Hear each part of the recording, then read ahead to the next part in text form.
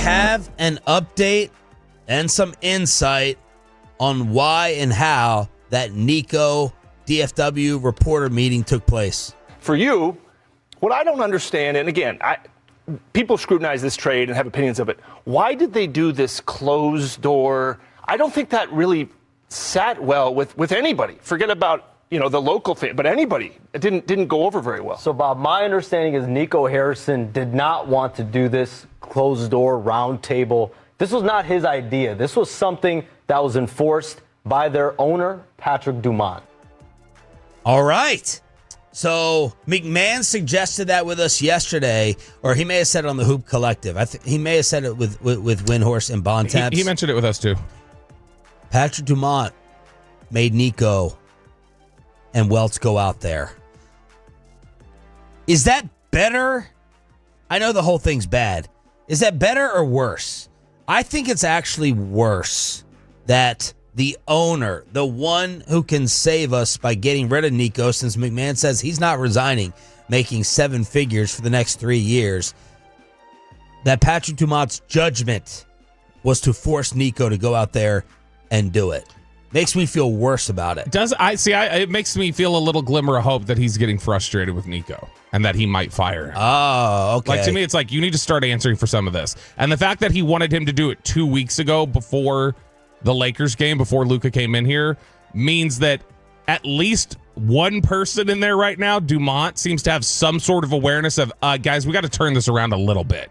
Something's got to be, like this needs to be addressed. This needs to be cleaned up to some extent because we got to stop bleeding money. That to me is at least a little encouraging. He doesn't know basketball, apparently. That's one thing we keep hearing consistently about Patrick Dumont now.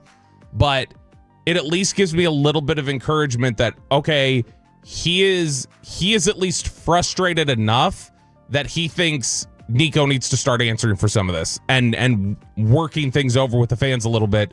That's a positive to me in that sense, even if the ultimately said, all right, no recording devices, no cameras, none of that. That's ridiculous, and that's not encouraging. But Stephen A. Smith responded to the whole fiasco on ESPN. I hate it. First of all, what the hell is that about? No cameras? No tape recorders? They did allow tape recorders after they got in the room, just for clarity. So they allowed it when they got in the room? After they negotiated at the end, just negotiated at the end. You can win negotiations with Nico Harrison, apparently. I'm just saying, you walk into, you got a press conference, good line, Wendy, good line.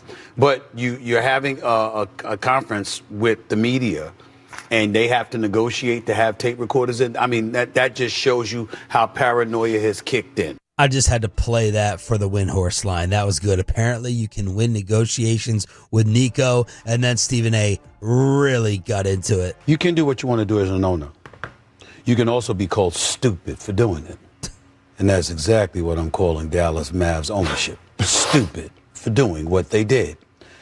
We live in an age where the podcast world is proliferated. It's taken on a life of its own. The media is people who ain't even in the media, okay? I mean, they're all, because we're all lumped in the same bowl. You got stuff going on, comments out the wazoo, and you think it was wise to mandate that your general manager have a meeting and no cameras allowed? Really? Like, that getting out was going to help you as an organization. Here's what I need clarity on, and something that I don't think we've been able to understand yet. Is this Dumont who said, go out there, talk to the media with no cameras?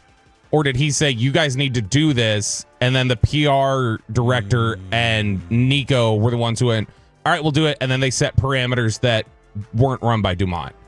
That's what I need to know, is if those parameters were also set by Dumont, or they just kind of went, all right, here's our way to undermine the fact that we're supposed to talk.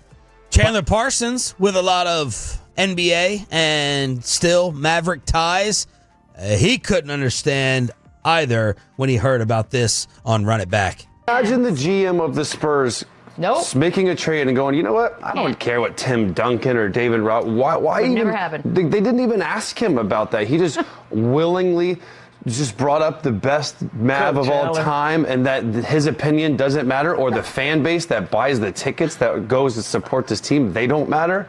Like, this is just the weirdest interview I've ever seen. in my life, and it makes it's tone deaf. It's no awareness. It's disrespectful. It's antagonistic, weirdly, for no reason. I don't get it. Just face the music. Do your sit-down interview. Say, this is why I did it. I believe in Anthony Davis. I don't care that he's older. I don't care that he's been hurt.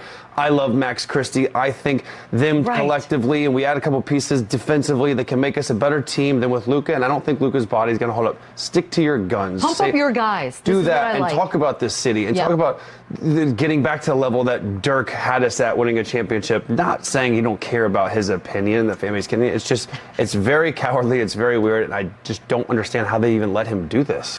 The only thing Chandler was wrong about there is he was asked about Dirk by McMahon. Like, did you run this by Dirk? And Nico's like, well, Cuban and Dirk aren't in the building every single day. The other thing that ticked me off as a fan, and I'm sure infuriated the fan base even more, is Nico saying, hey, you're entitled to your opinions. We're excited. I think once we win, that'll change your mind. Like, you know, it's one of those things when you're in an argument and you're set in your ways. I try to do this. I don't know if women actually do, but I'll tell the people in my life, hey, I'll tell Bobby. I told Bobby last week, as a matter of fact, or 2 weeks ago, whenever, you know, my on and off again work schedule kicked in. I was about to say, is that why you and Amanda were fighting, because you weren't in the house for 3 days? We haven't fought.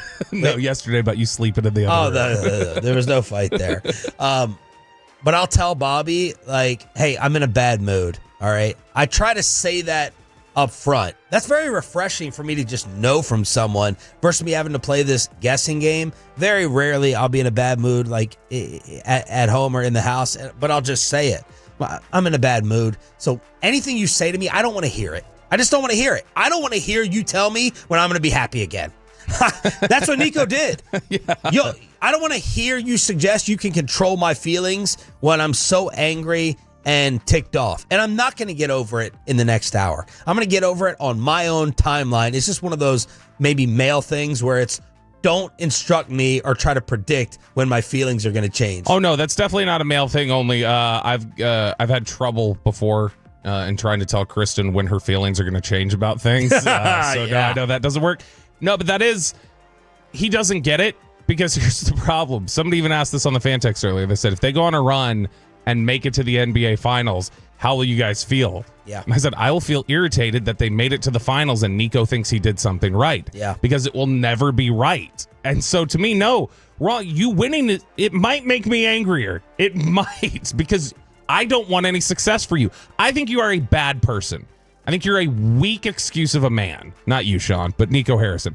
I think it's offensive to manhood and masculinity or whatever else you want to think to call him a man, because he's not. He is weak. He is a coward.